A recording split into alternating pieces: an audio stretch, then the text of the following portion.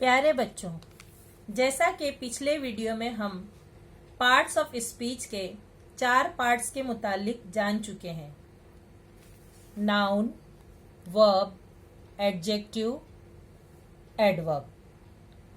आज हम मजीद 4 पार्ट्स के मुतालिक जानेंगे। प्रेपोजिशन, प्रोनाउन, कंजंक्शन और इंटरजेक्शन। प्रेपोजिशन, जिसे उर्दू अमली कवायद में हरफे जार कहते हैं। A preposition is a word which shows relation between two nouns or pronouns in a sentence. For example, the pen is on the table. Come and sit with me. Ram goes to school at 8:30 a.m. He slept in the waiting room. यहाँ pink pen से underline किए हुए word on, with, to, इन, ये सब preposition है। Pronoun, pronoun जिसे उर्दू अमली कवायद में ज़मीर कहते हैं, इस्म की जगह इस्तेमाल होने वाला लफ्ज।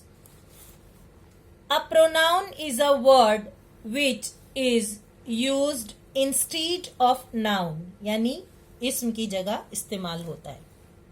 For example, she was feeling hungry.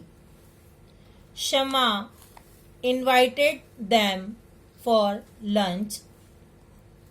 You are my best friend.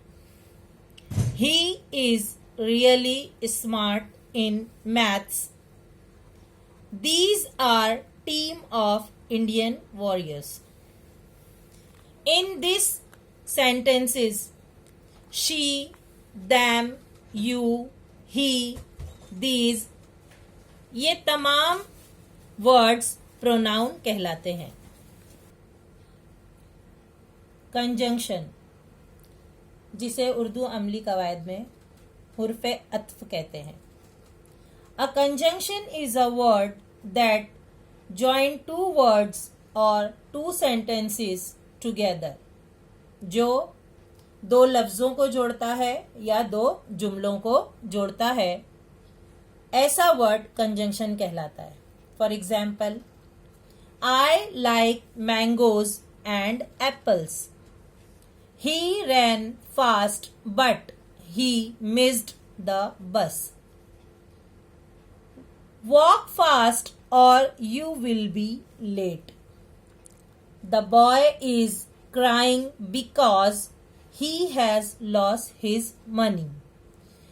पहले सेंटेंस में मैंगोज, एप्पल्स, इन दो लफ्जों को जोड़ने के लिए एंड इस्तेमाल किया गया है। दूसरे सेंटेंस में he ran fast but he missed the bus, दो वजह को जोड़ने के लिए बट इस्तेमाल किया गया है। तीसरे सेंटेंस में वॉक फास्ट और यू विल बी लेट, यहां पर भी दो बातों को जोड़ने के लिए और का इस्तेमाल किया गया है। द बॉय इज क्राइंग, यहां वजह बताने के लिए कि बच्चा क्यों रो रहा है, बिकॉज इस्तेमाल किया गया है। He has lost his money, क्यों रो रहा है, बिकॉज यानी क्योंकि उसके पैसे चोरी हो गए हैं।